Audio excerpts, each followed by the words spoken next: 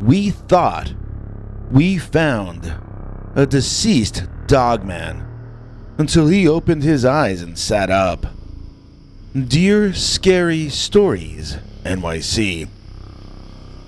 This happened when I used to live in Oshkosh, Bagosh. It's a city in Wisconsin, not a forest or anything like that, but it does have parks and small patches of woods here and there. I had wanted that day to walk over to Sawyer's Creek, which is at North Westfield Road. The street is built over the creek, and you can lean on the fence and enjoy it passing underneath you. I brought my drawing pad and some pencils with me in case I felt like sketching. When I started to approach the place, however, I saw that I would derive no peace from my visit. There was this macho guy that I knew and disliked already leaning on the fence. And he wasn't alone either. He was hitting on a woman I had just recently begun dating. I was not officially her boyfriend, so I had no real right to say anything. Nevertheless, the fact that I was feeling jealousy meant I had to do something about it.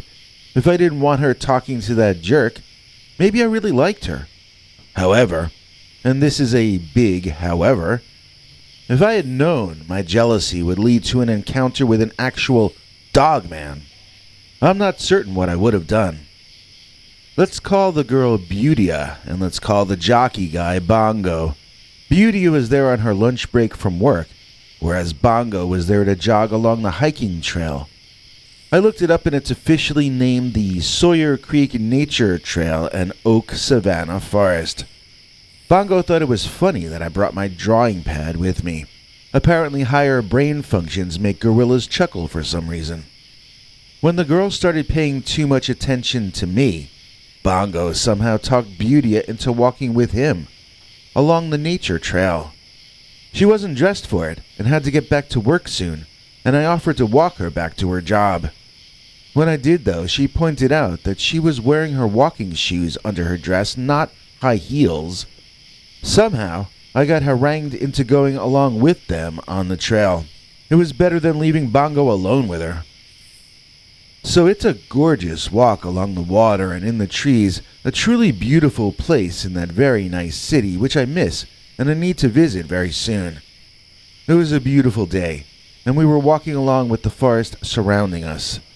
I think I was paying too much attention to the nature, because suddenly Bongo and Beautia, hand in hand, pranced off trail into the woods. Now that should have been the end of the story for me. I should have turned and left and been done with Beautia for good. For some reason, though, I felt that turning around and walking away from the situation would somehow be a loss for me. I don't know why. So I stupidly followed the two of them into the woods. Like I felt it would be more embarrassing admitting defeat in that moment than tagging along on what was clearly becoming someone else's date. At any rate, I found myself wandering through trees and bushes, some of them with thorns, and I was miserable. It wasn't long before a very bad odor hit us. In fact, I would call it a stench.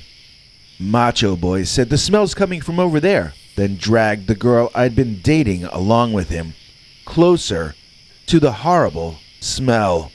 For some reason, she didn't enjoy that, and she let go his hand, moving closer to me instead.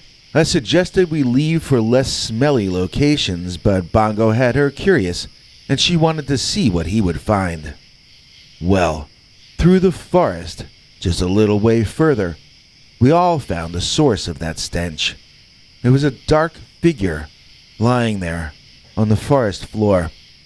It didn't appear to be moving, and what with the bad smell, we all just sort of assumed that what we were looking at, well, whatever it had been, we didn't think it was any longer. So what had it been? That was what the three of us were asking each other. It looked like a bear, and yet it looked like a wolf, and yet the way it was lying there on its back, that was the way a man would lie there, not a dog or a bear. "It's a hairy caveman," said Bongo. "Then why does it have a doggy face?" asked Beautia. Bongo suggested I go have a closer look, and Play shoved me toward the prone form. When Beauty seemed unhappy with his behavior, Bongo said he was just joking, and he walked over himself to have a closer look at what we had come upon. Now, personally, I was not sure that thing wasn't just sleeping. I figured it might just smell bad naturally. While we were all silent and hushed in that moment, I took the time to stare at the inexplicable figure and try to force my eyes and mind to make some sense out of it. It was hairy all over, and the hair was dark like a black bear. But was I looking at a black bear? It sure looked thin for a black bear. Well, I thought, maybe it died of starvation. Maybe it's just a skinny black bear. The head looked far more like a wolf's head than a bear, but I've heard that bears with mange can look like giant dogs. This animal was not missing any of its fur, though. Mangy bears lose their hair long before the disease can kill them. This bear, or whatever it was, had no baldness that I could see. There was another thing that struck me about the form lying there. It had its front right paw resting on its chest, and it might have been an optical illusion, but I could swear that paw had a thumb on it. Bear paws don't have thumbs. If that thing was still alive, then we should get out of there.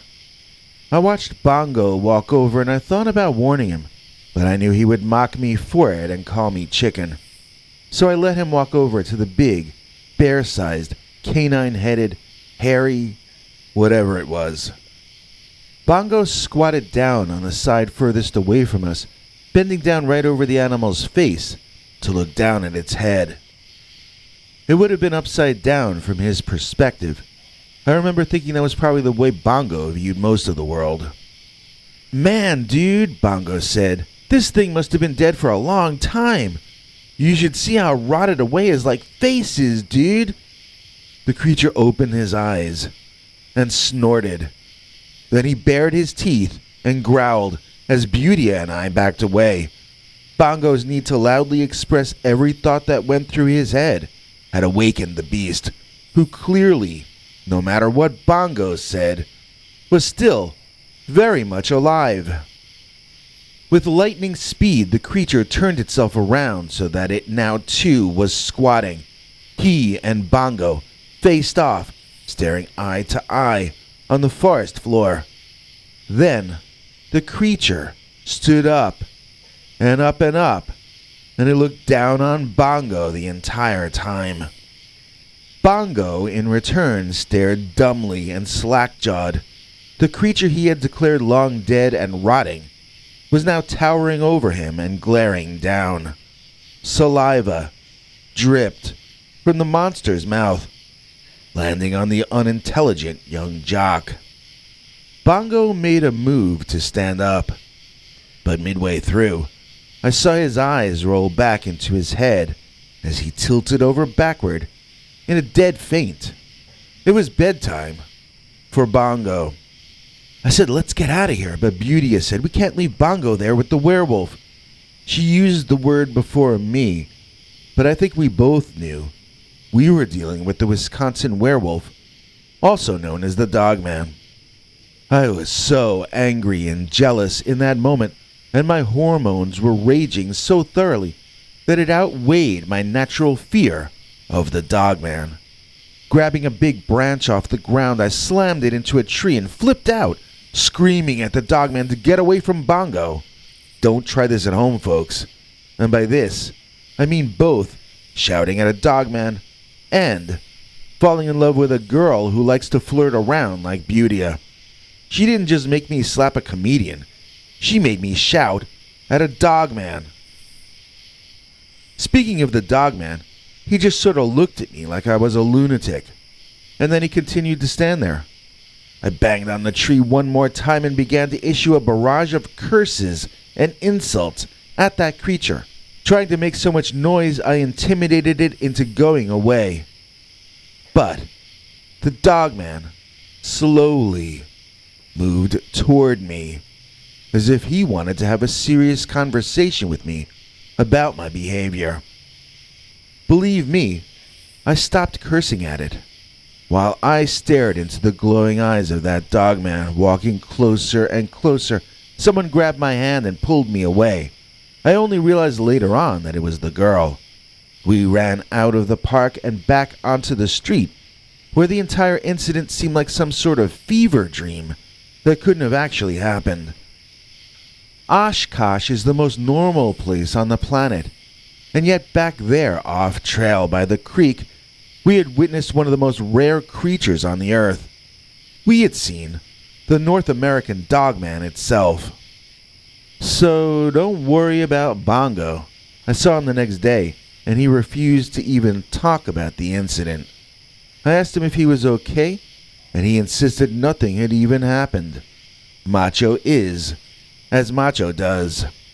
So Beautia and I dated a little more heavily after that, but we split up long before I moved east in 2003. About 10 years ago, she found me on social media and friended me. It turns out she and Bongo got married. A match made by the Dogman. I'm sure it will be blessed forever. They don't have any children, other than Bongo himself, obviously.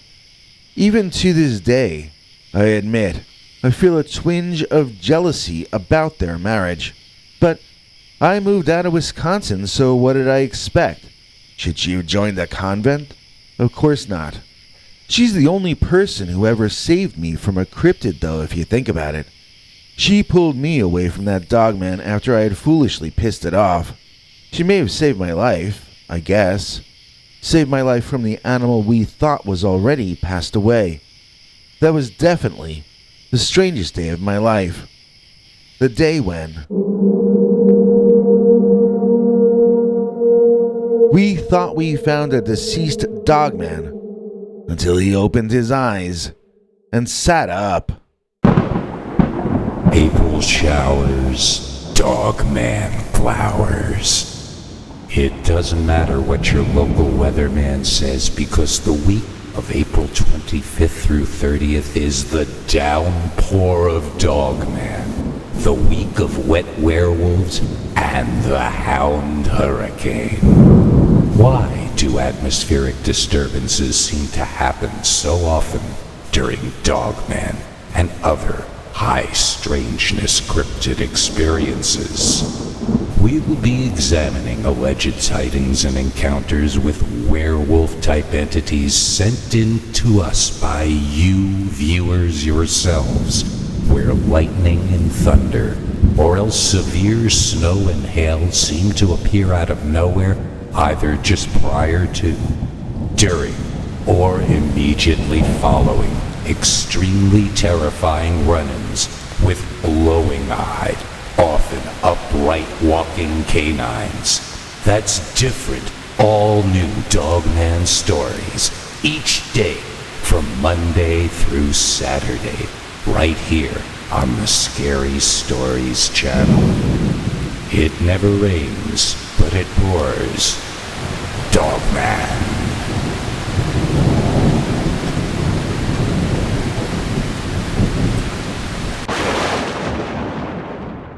Jason, Regina, Lena, and Mina, we always hasten to make a show for Jason. Please join us in thanking today's executive producer, Jason Regina, for making this episode possible. Jason has just rejoined our Secret Uncensored Story Club, and we're happy to have him back. Check out the perks we offer for those who help us stay online, which is getting harder to do each week, believe me. YouTube has been suppressing our shows, letting fewer and fewer people have a chance to see them. If we're gonna survive into the summer or beyond, we're going to need help doing it, and that's why international TV spokesmongrel Henry Lee Dogman is here now to explain the deets. Hank? Thanks for watching till the end. If you liked what you saw, please consider clicking like on the video or sharing it with your friends and family that you think might also be interested. If you would like to see more of our work, please consider subscribing and hitting that bell icon next to the subscribe button so that YouTube will alert you when we put out a new video. To become a channel member and gain access to our special perks, you can click that join link under each of our videos. Another option is to join our PayPal subscribers club at peterbernard.com. You can join for as little as 99 cents on YouTube or $1.50 at peterbernard.com, and that gains you access to our weekly secret uncensored episodes. If you'd like to see our 21 hours of archives of uncensored Dogman stories, then please join at the $3 level or above. To get to watch our shows in advance of the public, please join at our $10 level. That gets you all the perks. If you join our channel memberships, you need to check our community page here on YouTube in order to get the links to the secret videos and other perks. If you're in the PayPal Subscribers Club, Peter will email you all the news and links himself. Once joining the PayPal Club, which is Peter's homemade club, please give him a chance to see that you've joined and to compose you a personal welcome email, as none of that is automated. But whichever you join, we'll name you an executive producer for the next available episode. Do you have a scary experience that you'd like to share with us? You can email us at scarystoriesnyc@gmail.com or call our Scary Stories voicemail hotline at 804-LA-SCARY. That's 804-537-2279. It's a Google voicemail box, so that means it keeps cutting off after every 3 minutes. If your story is longer than that, please keep calling back and we can piece it together on our end. Good night, and have a scary tomorrow.